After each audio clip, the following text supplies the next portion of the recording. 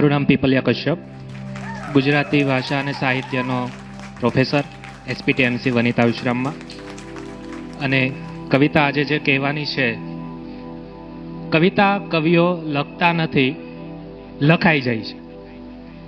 એવી જ કવિતાઓ, અને જે પહેલાં પણ ભાઈએ વાત કરી, સૌથી વધારે જે વિષય પર લખાય છે એ છે પ્રેમ.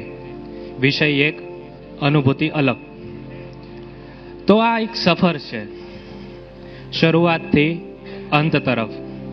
સફર તો છે પણ સફળ નહીં, અસફળ સફરની વાત છે.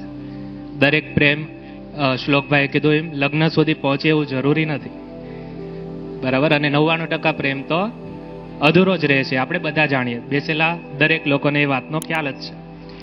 તો જ્યારે આપણને રિયલાઇઝ થાય, અનુભૂતિ થાય કે આપણે કોઈને પ્રેમ કરીએ છીએ, ત્યારે એ સિચ્યુએશન માટેની એક કવિતા. કોઈ ધોધમાર વરસી જાય છે, છતાં કોરું કડાક રહી જાય છે. હૃદયે પાળવાનું છે મૌન એકદમ, છતાં થોડું જરાક બોલી જાય છે. અવકાશ નથી કોઈ મિલનનો રૂબરૂ, તો સપનામાં આવી મળી જાય છે. પાબંધી લાદી પ્રવેશ પર એમના, છતાં ફુરસદે મનમાં ફરી જાય છે. હવાના અણુ પર નામ એમનું હશે ચોક્કસ, હવાના અણુ પર નામ એમનું હશે ચોક્કસ. શ્વાસ લઉં ત્યાં લોહીમાં ભળી જાય છે. આવી જ્યારે અનુભૂતિ થાય અને આપણને ખબર પડે કે ના, આપણે કોઈને પ્રેમ તો કરીએ છીએ, અને પછી આદત લાગી જાય છે. આપણે હોઈએ અને એ સાથે ના હોય તો મજા નહીં આવે. તું ન હોય ને હું હોઉં તો યાર મજા નહીં આવે. દૂર દૂર રહે જો તું બહુ, તો યાર મજા નહીં આવે. જ્યાં જવું હોય ત્યાં, પણ પાછો આવજે ઝટ. ખોટી વાર લગાડીશ તો યાર મજા નહીં આવે. પાસે બેસીને હસે ત્યારે એલા અવ્વલ લાગે છે, પાસે બેસીને હસે ત્યારે એલા અવ્વલ લાગે છે. સામે ખૂણે બેસીશ ને તો યાર મજા નહીં આવે.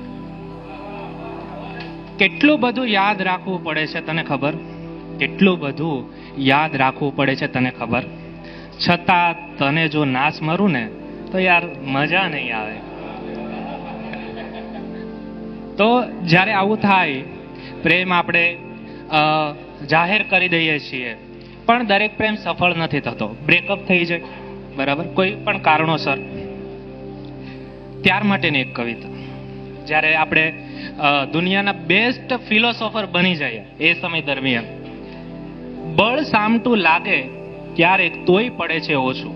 બળ સામટું લાગે ક્યારેક તોય પડે છે ઓછું. જિદ્દી કોઈ શખ્સ જહેનથી નથી પડતું નોખું. બે ઘડીનું મળવું છૂટવું હશે પ્રેમ કોઈ માટે. બે ઘડીનું મળવું છૂટવું હશે પ્રેમ કોઈ માટે. હૃદય તરબતર ઇશ્ક મારે છે ખુદાથી મોટું. પૂછ્યા પહેલાના માફી, આ બધાને ખબર છે. પૂછ્યા પહેલાના માફી, ગુનાહ પહેલાના સજા મળે. પૂછ્યા પહેલાના માફી, ગુનાહ પહેલાના સજા મળે. હૃદય બને ન બેહાલ બરકરાર, તો ઇશ્ક તારું ખોટું. દીદાર જહેનમાં ઝબકે કે નશામાં બેભાન બનાય. દીદાર જહેનમાં ઝબકે કે નશામાં બેભાન બનાય. મયખાનાના ખાનામાં કોઈ જામ ફિઝુલ કર ગરતું. આગાઝ અરમાનોથી, આગાઝ અરમાનોથી અને અંજામ અણધાર્યો થાય. આગાઝ અરમાનોથી અને અંજામ અણધાર્યો થાય. ઇશ્ક બીજું કંઈ નહીં, જિંદગાનીનું મુખોટું. ઇશ્ક બીજું કંઈ નહીં, જિંદગાનીનું મુખોટું. આ ફિલોસોફી સાથે જ્યારે આપણે આગળ વધતા જઈએ, અલગ અલગ થઈ જાય, પણ છતાં પણ એક એમ્પ્ટીનેસ, ખાલીપો એક આપણી પાસે રહે જ હંમેશા. જેમ પ્રશ્નપત્રમાં, કોલેજમાં છું એટલે પ્રશ્નપત્ર આવે એટલે ખાલી જગ્યા આવે. એમાં છોકરાઓને ખાલી જગ્યા પૂછે એટલે એકવાર ખાલી જગ્યા જોઈ અને પછી મને એક લાઈન મગજમાં આવે ને એ લાઈન ઉપર પછી કવિતા લખી નાખી. તો અક્ષર થયા અદ્રશ્ય, વધી ખાલી જગ્યા. અક્ષર થયા અદ્રશ્ય, વધી ખાલી જગ્યા. મન ગયું અને હૃદય પણ વધી ખાલી જગ્યા. મનમોહક લાગતો ગરજતો મેઘા ડંબર છે, મનમોહક લાગતો ગરજતો મેઘાડંબર જે, એ વાદળ ગયા ને અંબર પણ વધી ખાલી જગ્યા. મહેકી ઉઠતા બગીચા જેની ફોરમથી ભરપૂર, મહેકી ઉઠતા બગીચા જેની ફોરમથી ભરપૂર, એ ફૂલ ગયા અને ભમરા પણ વધી ખાલી જગ્યા. ચિત્તમાં ગુંજે રાખતા મીઠા મધુરા સ્વર જેના, ચિત્તમાં ગુંજે રાખતા મીઠા મધુરા સ્વર જેના, એ કોયલ ગઈ અને ટહુકા પણ વધી ખાલી જગ્યા. ધાર્યું નહોતું ગુમાવવા સુંદર ક્ષણો ક્ષણેશ્વરને, ધાર્યું નહોતું ગુમાવવા સુંદર ક્ષણો ક્ષણેશ્વરને, એ ધારણા ગઈ ને ભ્રમણા પણ વધી ખાલી જગ્યા. અને છેલ્લું, ઊભો અરીસા સામે પણ ન દેખાયું પ્રતિબિંબ, ઊભો અરીસા સામે પણ ન દેખાયું પ્રતિબિંબ, એ ગયા ને સથવારે હું પણ વધી ખાલી જગ્યા. હવે આવું થાય ત્યારે પછી આપણે નવું સ્ટાર્ટિંગ, એકની જગ્યાએ આપણે અટકતા નથી. માણસ જાતિની એ સૌથી મોટી લાક્ષણિકતા જ એ છે કે એક જગ્યાએ અટકતો નથી, સતત આગળ વધતો ને વધતો જ રહે છે. તો નવી શરૂઆત થાય. ધબકાર શોધવા જવું પડે એવું થયું, ધબકાર શોધવા જવું પડે એવું થયું, આંખથી વછોટ્યું કંઈક એવું થયું. સદાય તરબતર રહે જે મન આજે, ભીનાશ સેજ ગોતતું એવું થયું. અજવાળું રહેતું પથરાયેલ જેમાં એ પળ, થોડો ઉજાસ ગોતતું એવું થયું. દીદાર ઝંગતું રહ્યું સદાય જે દિલ, આજ અણસાર ગોતતું એવું થયું. લાગ્યું, સાંભળજો, લાગ્યું કે જીવતા આવડી ગયું મને, લાગ્યું કે જીવતા આવડી ગયું મને, ત્યાં ફરી સ્વસ્થતા શીખવું પડ્યું એવું થયું. અને છેલ્લું લાસ્ટ સ્ટેજ જે પ્રેમનો છે, જ્યારે કોઈ વ્યક્તિ આપણને નથી મળતો, દરેક વ્યક્તિ સાહિત્યમાં તો એક જે વન સાઇડેડ લવ છે એની અભિવ્યક્તિ કરતા બધા જ ખચકાય હંમેશા. આજ દિન સુધી એ વસ્તુ શરૂ ને શરૂ જ છે. તો ભગવાન બધે છે, દેખાતો નથી છતાં પણ ભક્તિ છે. કોઈ વ્યક્તિ આપણી સામે નથી પણ આપણો પ્રેમ એમના માટે સદાય રહે જ છે. તો એના માટે ને આપણે પ્રેમને ભક્તિ સાથે જોડી દઈએ છીએ, એક ઇબાદત કરી દઈએ છીએ. પ્રેમ ઇબાદતમાં પલટાઈ જાય છે, એના માટેનું એક છે. અને આ લાસ્ટ સ્ટેજ છે પ્રેમનું. ઈરાદો મિલનનો અરમાન બની ગયો, ઈરાદો મિલનનો અરમાન બની ગયો, આશિક મારો આફતાબ બની ગયો. ઈરાદો મિલનનો અરમાન બની ગયો, આશિક મારો આફતાબ બની ગયો.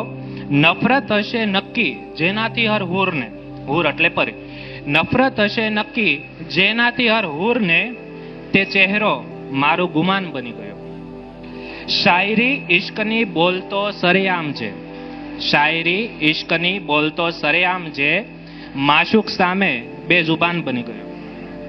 રૂહને આદત અક્ષર ઇંતજારની, રૂહને આદત અક્ષર ઇંતજારની, હું નમાઝી તું અઝાન બની ગયો. રૂહને આદત અક્ષર ઇંતજારની, હું નમાઝી તું અઝાન બની ગયો. ઇબાદત કરી છે તારી કંઈક એ રીતે, ઇબાદત કરી છે તારી કંઈક એ રીતે, બન્યો તો ખુદા ને હું કુરાન બની ગયો. અને છેલ્લી 4 લાઈન કે આંખોમાં અણસારના શમણા લઈ ફરું છું. આ બધા માટે લાગુ પડશે. આંખોમાં અણસારના શમણા લઈ ફરું છું, ભેગા થઈએ ભેટશો એ ભ્રમણા લઈ ફરું છું. આંખોમાં અણસારના શમણા લઈ ફરું છું, ભેગા થઈએ ભેટશો એ ભ્રમણા લઈ ફરું છું. નાટક તો કરી લઉં છું શોખથી ભૂલી જવાનું, નાટક તો કરી લઉં છું શોખથી ભૂલી જવાનું, ખરેખર તો શ્રુતિ છલકતા લમણા લઈ ફરું છું. અને છેલ્લી 2 પંક્તિ છે કે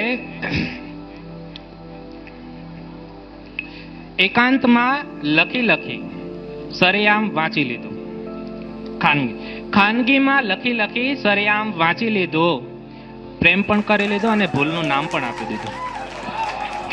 થેન્ક યુ વેરી મચ.